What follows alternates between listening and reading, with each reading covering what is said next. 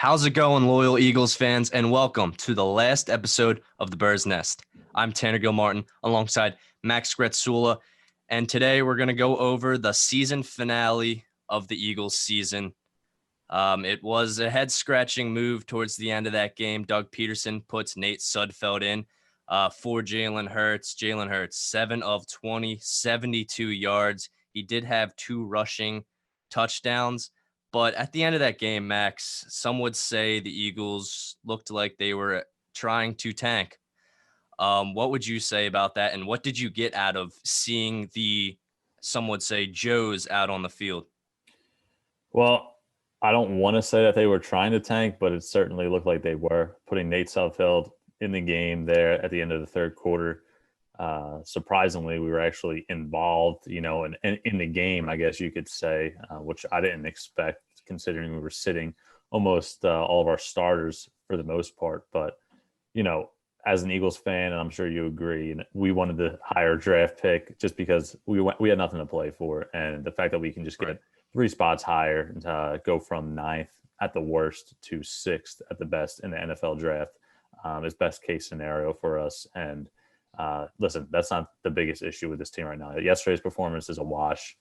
We knew that this team was already eliminated from the playoffs, and moving forward, there's a ton of issues to look over, and including the quarterback situation. And we had that 6th overall pick in the draft. Who are we going to use? Who are we going to take with that pick? Who are we going to use it on? All those questions remain to be seen, remain to be answered. Yeah, you said, we can't really expect for this team to be in with the amount of absences we had on the field, but we were. And I think Doug Peterson noticed that there was a chance that this Eagles team could win. So he decided to maybe pump the brakes a little bit, taking Jalen Hurts out, who seemed to be unhappy over there on the sideline after finding out he was not going in. But one good thing I can take away from this game is Boston Scott. 15 rushes, 65 yards. I think he had a good game. And you were able to see Marcus Epps perform, knowing in the future that Jalen Mills' contract is up. And can he be able to help out if Rodney McLeod is not there as well? So the offense, it looked rough. All right. Jalen Hurts was doing the best he could with what he was given. And I did want to see a little more out of Jalen Hurts. You mentioned the quarterback competition, and now we have the media is taking both sides. Carson Wentz is staying. Carson Wentz is going. He's going to help with the trade. Doug Peterson and his relationship is fractured. And then some people are saying, no, it's not. Howie Roseman said Carson Wentz is like a finger on her hand. You can't imagine going without it, and stuff like that. So tomorrow there's going to be a meeting with Doug Peterson, and I'm sure Howie Roseman as well with Jeffrey Lurie. And we're going to figure out where this team is going to stand. And we've voiced our concerns. If Howie Roseman is here, you mentioned that overall, that 6th round or the 6th overall pick, and how different it's going to be if Howie Roseman is still here. We want change, but can it really be that different if Howie Roseman is here?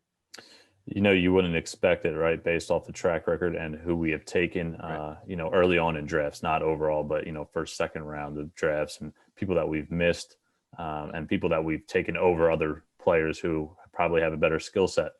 And there's examples on top of examples. I don't want to go into all that right now.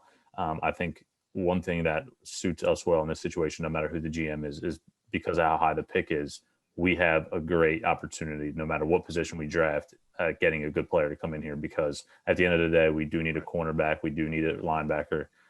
We do need a wide receiver. So there's a lot of talent, high-end talent at the top of the end of this draft and the very beginning of it. And I'm really encouraged and, excited because regardless, Howie Roseman's still not a stupid man at the end of the day. He knows what this team needs if he's going to be here. And again, whether it be wide receiver, corner, linebacker, those are probably the biggest needs.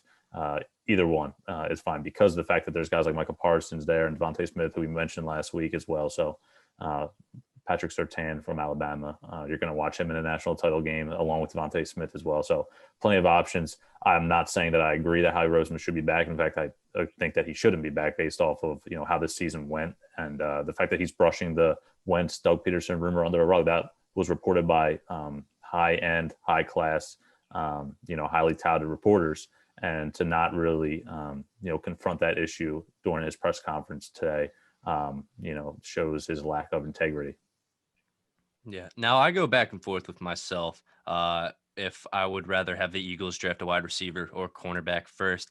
What do you think? What position is more important? Because both positions definitely need improvement. And for yesterday's game, you had three different names at the top of the receiving list. Arthega-Whiteside, who was not a person not even a person the rest of the season besides this game where he had, I believe, 2 catches, 40 yards. Ertz, 3 catches, 16 yards. Fulgham, 1 catch, 15 yards. And Fulgham's a person that I would like to see back on this team, given now the new absences there will be with Djax gone and also Alshon Jeffrey. But do you think cornerback would go above wide receiver? I've stated multiple weeks in a row that I do want Devontae Smith because I think he's probably the best receiver and probably top 5, top 3 talent in this draft. If you watch him play, he just has everything, all the skill sets you want in a receiver, playmaking ability, speed, etc.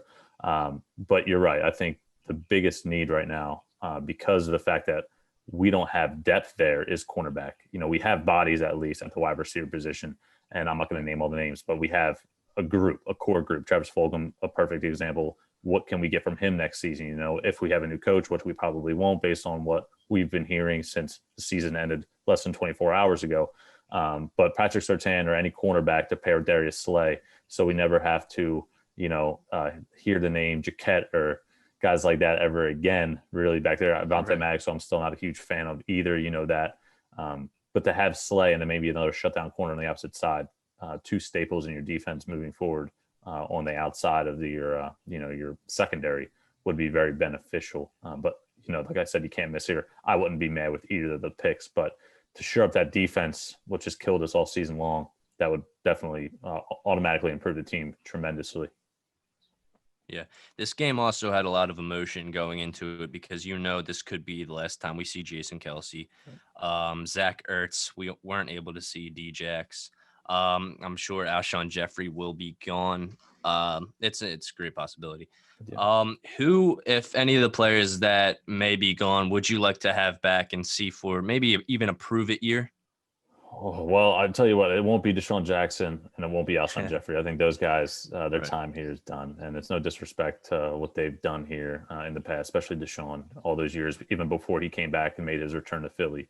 The guy that Right. I really want to see back, that people probably don't think about off the top of their head, is Jason Kelce, because I think he might contemplate retirement, excuse me, and I really think that losing him as a guy that's a veteran presence who's been on this team for years and years, losing him in the middle of that offensive line, which he was really only consistent guy up front we had this year, that would really hurt us, especially if Brooks can't bounce back off of those 2 major injuries, Lane Johnson, Andre Dillard, the list goes on and on. But I know a lot of people are going to mention Zach Ertz, and that's understandable considering all the production he's done in an Eagle uniform over the years. But I just think losing Jason Kelce with so many questions on the offensive line, it would hurt this team much more, especially because Dallas Goedert looks capable of taking over that position at tight end.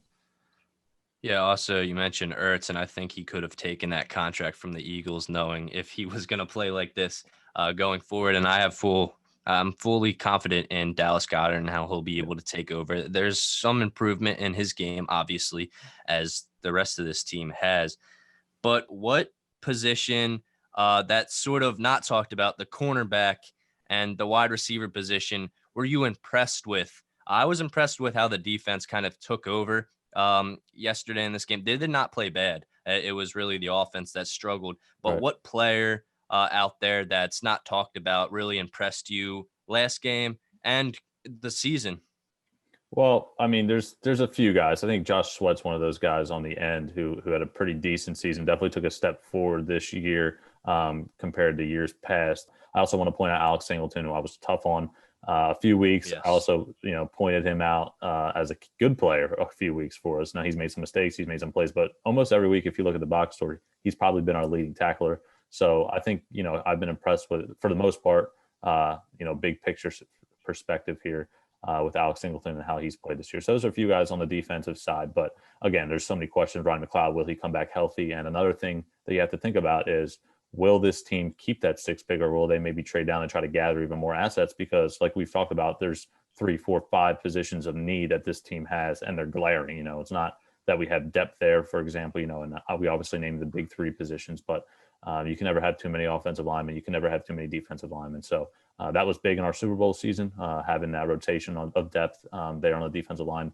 We don't have that right now, but moving forward here, do you gather more assets in the draft, trading down? That's another thing we have to think about. Yeah, there's going to be a lot of moving around with players and getting us back onto the cap. So let's look ahead to this playoff now. We don't have a horse in this race this season, but we have on Saturday Colts at Buffalo, Rams at Seattle, Bucks at the Washington football team, and then on Sunday Ravens at Tennessee, Bears at New Orleans, and Browns at Pittsburgh. Which team are you looking at right now in the playoffs? Well, I think right now the Browns, you have to look at them not making the playoffs in God knows how many years, and Right, just 2002. exactly coming off that win last week against Pittsburgh. Granted, Big Ben didn't play, a couple of key guys Right. sat out, but it's gonna be a dogfight. Pittsburgh and Cleveland, a huge rivalry. We played each other twice already this season, and I'm looking forward to it. I think the game's in Pittsburgh. Obviously, no fans, but it's going to be fun. I wouldn't be surprised if Cleveland won this game. The way Pittsburgh played to end the season, I had Pittsburgh as a sleeper coming into the playoffs. I still think they're favored, so they should win the game based on Las Vegas and what they put out in their projections. But look out for that rushing attack of Cleveland. Kareem Hunt, Nick Chubb. They'll have Jarvis Landry as their star receiver, who really stepped up in the absence of Odell Beckham Jr. this year. So look out for Cleveland. I think they're a dangerous team. They got a solid defense there as well. Myles Garrett obviously leading the way. So that might be a sneaky upset there. The 6-3 matchup, I believe, in the AFC. Yeah, now for the Browns, it's going to be a struggle because the way that they almost lost that game at the end of it. Now you have, as you mentioned, guys coming back like TJ Watt, especially. That's going to be a huge problem for Baker back there. But on Saturday, I see this game, the Colts at Buffalo, which really interests me. I do think that the Bills are going to be able to take care of business. But you got the Colts with Philip Rivers, who's brought the Colts team to the playoffs now, and he's playing like he's still got maybe 1 or 2 years left in him, and that's impressive. But on Sunday, you got the matchup of the rematch of the Ravens and the Titans, and that's going to be a battle too. It's going to be a close one. I think it's going to be a shootout. Really, with you got Lamar Jackson back there running all over, and you got Derrick Henry, 2,000 rushing yards this season. He's making history over there, and he's gonna be in talks for best running back for a few years now.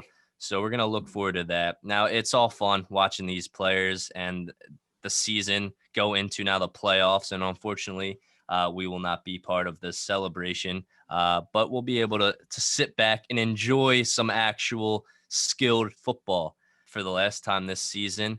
This was the Bird's Nest. Thank you guys for tuning in to all our episodes, and we will be back again doing this next year.